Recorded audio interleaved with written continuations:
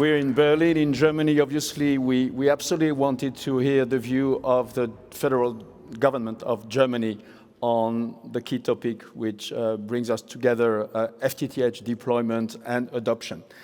We had announced the presence of Volker Wissing, Minister for Digital and Transport in the German government, and we had positioned him in the fourth position because of his extremely busy agenda. Well, his agenda has been a little bit too busy and he's not able to come here, but fortunately, we are delighted to welcome Michael Theurer. He is Parliamentary Secretary of State at the Federal Ministry for Digital Transport, and I would like you to welcome him with a round of applause.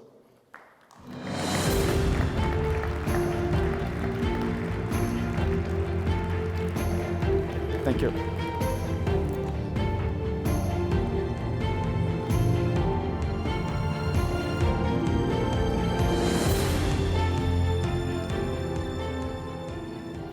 Thank you very much for that warm welcome, Mr. Garnier, President Meersmann, members of the FTTH Council of Europe, esteemed guests from government and administrations, industry and the scientific community, ladies and gentlemen. I would like to welcome you on the behalf of the federal government of Germany here in Berlin for your conference, and I think what we just learned from the consumer perspective is a thrilling perspective, so that the digitalization is an enlargement of our real life, and we have new dimensions. Thank you very much for inviting me to the Berlin Expo Center, which with its radio tower represents progress and pioneering achievements in the past and certainly in present and future also. For instance, Germany's first television program is said to have been broadcasted from here almost exactly 95 years ago on 8th of March in 1929. But the guests at the time didn't really get to see much during that broadcast. The picture is said to have looked poorly exposed on the receivers, and back then sound was still out of the question. However, it was still a successful start and the beginning of a success story characterized by innovation and continuous development. Today, television is all about digitalization, new possibilities and new challenges, and like so many other areas, it depends on high-class digital infrastructure. This infrastructure is both a major location and competitive factor, and the basis for innovation and business models. That is why we are driving the deployment of digital networks in Germany with ambitious targets. By 2030, fiber to the home is to be available nationwide. By then, the state-of-the-art mobile communication standard is also to be available wherever people live, work, and travel. In order to achieve this, cooperation with the telecommunications industry is essential. And it works. The network deployment is progressing during the last months faster than ever before, thanks to the industry, which is doing a great job of investing in building and operating the networks. Already today, 3 out of 10 households in Germany have access to high-class fiber optic connections. Across all technologies, gigabit connections are available to around 74% of the households. The deployment of mobile communications networks has also gained momentum in Germany. 97% of Germany is now covered by 4G and more than 91% by 5G. This is a good result, but we can and we must do even better, and we are working very hard on improving the situation every day. The European Commission white paper, How to Master Europe's Digital Infrastructure Needs, will play a part in this. One of its key concerns is strengthening investment in very high-class networks. We welcome this objective. We constructively support and shape this process going forward, and not just for this reason. We want the telecommunications sector in the EU to be strong and fit for the future. But it is also clear that this means that the right tools must be chosen. All planned measures should therefore be carefully examined to determine whether they are necessary and suitable for achieving the desired objectives. It is also important to analyze their impact. I firmly believe that there is no need to change things that are already working well. Many of the topics addressed in the white paper are also part of our national German gigabit strategy, which sets out around 100 strategic measures to speed up the network deployment. Implementation is in full swing and on schedule. One project, for example, is the Act to speed up the deployment of telecommunications networks. The federal cabinet will adopt it in the near future. Among other things, it accelerates procedures with regard to rights of way-related authorizations by shortening deadlines and simplifying the system. We are also creating a high shared use of public sector buildings.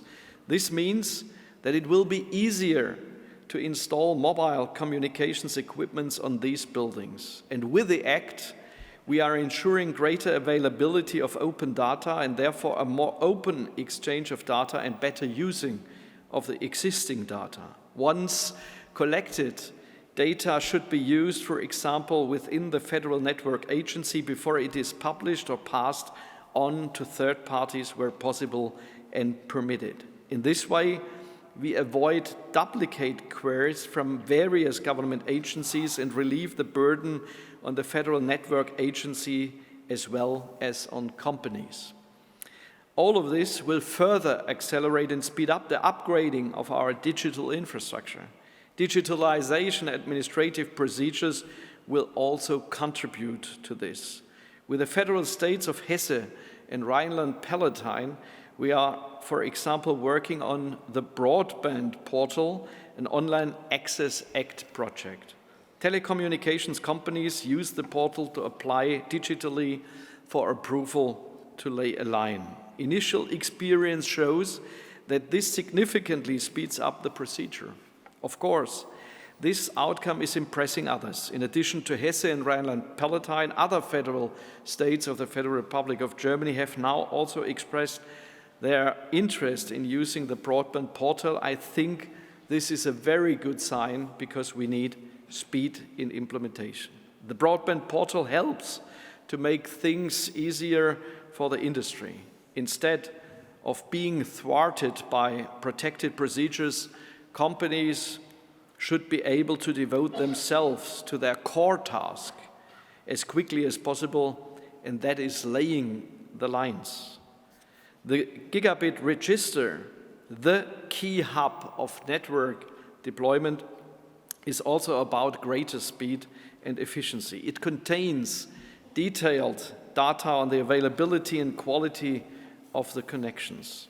This information can be retrieved quickly and specifically, which makes many things easier for companies. With all these measures I just mentioned, we are strengthening and accelerating the market-driven commercial deployment. This is our top priority. However, there are still regions in which commercial deployment is not expected to take effect in the foreseeable future. Federal funding comes into play in these regions, very often complemented by the federal states themselves. We have adapted this program so that the funds are allocated on the basis of criteria for prioritization. In this way, we are ensuring that the limited funding goes to the local authorities most in need of support, and we are providing the highest level of support for years. At the same time, we are ensuring that the private sector deployment advances apace. This guarantees equal opportunities and digital progress. After last year's enormous demand, we intend to continue the gigabit funding program quickly this year with new calls. We have earmarked considerable funds for this in our budget planning. The deployment of digital networks should not only be faster and easier, it must be also sustainable. To find out how that can be achieved, we have commissioned a study which is to establish recommendations for action for a sustainable gigabit network deployment. First results of the study show that there are still gaps in knowledge on the sustainable network deployment. The recommendations for action are intended to help us close these gaps. For example, we intend to specifically track sustainability parameters in future. That means technical indicators such as energy efficiency or the carbon footprint. This will also help us to better tap into the potential for innovation and improvement. Another area of action is standardized and harmonized specifications for sustainable digitalization. We want them to give market players the necessary guidance and help them in the highly complex digital transformation. The issue of migration to sustainable gigabit infrastructure is also closely linked to the topic of sustainability. The European Commission addressed the issue in its white paper. It is clear that fiber optic networks and the latest mobile communications technology are significantly more energy efficient than current transmission technologies. This is a reason to migrate from copper to fiber optic. Politicians and the industry are working together to find solutions.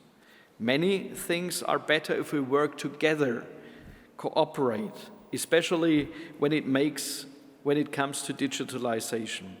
For example, we have initiated from the German government an innovation club with the Baltic states. Our objective is to strengthen the digital transformation in the EU as well as the digital economy to compete successfully with other regions of the world. With the Innovation Club, we are developing joint suggestions for an opportunity-driven, innovation-friendly, new digital agenda for the next European Commission coming into power soon. We published an initial paper on this back in November. One of the focal points is, of course, the deployment of the digital infrastructure in whole Europe. Our guiding principle is to incentivize innovation and investment and promote competition. We cannot talk about digitalization without mentioning artificial intelligence. It is a game changer and, as you know, drives innovation. It changes life and daily routines, work and production. And of course, artificial intelligence also helps to plan and deploy gigabit networks and to improve the network quality. We want to utilize the enormous possibilities and opportunities offered by AI. To do so, we need practical, easy-to-implement rules that strike a balance between innovation and security, between freedom and obligations. The European AI Act, which was approved by the EU Parliament last week, aims to achieve this. We work to find innovation-friendly rules during the consultations. The compromise reached provides a reliable framework and orientation. When implementing it, we will take care to avoid duplicate regulations and unnecessary bureaucracy. Our goal must be to ensure that we, Germany and whole Europe, are at the forefront of developing trustworthy, marketable AI applications. We must do so if we are to remain internationally competitive in the future and thus secure growth and prosperity. This was one of the things my minister advocated for last week at the G7 digital ministerial meeting in Trento. And I can really assure you that my minister, Volker Wissing, wanted to be with you here, but his presence in the plenary session of our parliament is now necessary. Therefore, ladies and gentlemen, I would like to greet you from Minister Wissing, from the whole German government, and we would like to thank you for your engagement in the whole process of digitalization in Europe. Digitalization is a living process that will probably never be completed. New impetus and innovative ideas will keep driving it forward. These are your ideas and your impetus. Above all, our openness, our desire, your desire for innovation and progress, as well as your commitment, will play a crucial role in this. Keep up the good work and let's work together on the digital transformation and the gigabit society.